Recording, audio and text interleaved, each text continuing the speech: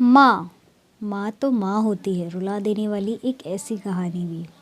Hello माँ, मैं राजू बोल रहा हूँ। कैसे हो माँ आप? मैं ठीक हूँ बेटे। ये बताओ तुम और बहू दोनों कैसे हो? हम दोनों ठीक हैं माँ। आपकी बहुत याद आती है। अच्छा सुनो माँ, मैं अगले महीने इंडिया आ रहा हूँ तुम्हें लेने। क्या?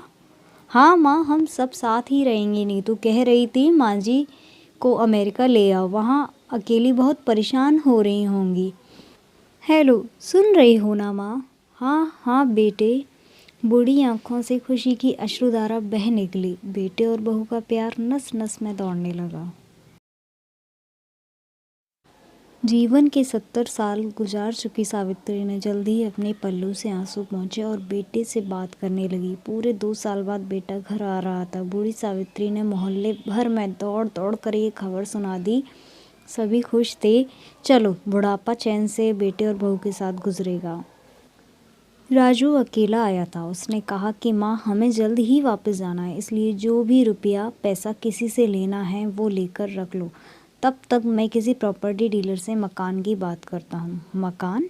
माँ ने पूछा। हाँ माँ, अब ये मकान बेचना पड़ेगा, वरना कौन इसकी देखभाल करेगा? हम सब तो अमेरिका में ही रहेंगे। बूढ़ी आंखों ने मकान के कोने कोने को ऐसे निहारा जैसे कि अबोध बच्चे को सहला रही हो। आनन फानन और औने पौने दाम में राजू ने मकान बेच दिया। सावित्री देवी ने वो ज़रूरी सामान समेटा जिसको उन्होंने बहुत ज़्यादा लगाव था।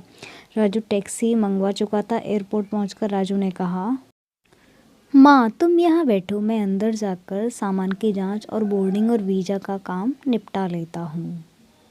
ठीक है बेटी। सावित्री देवी वहीं पास की बेंच पर बैठ गईं। काफ़ी समय बीत चुका था। बाहर बैठी सावित्री देवी बार बार उस दरवाजे की तरफ देखती रहीं जिसमें राजू गया था, लेकिन अभी तक बाहर नहीं आया था। शायद अंदर बहुत भीड़ होगी, सोचकर बूढ़ी आंखें फिर से टकटकी लगाए देखने लगती। अंधेरा हो चुका था।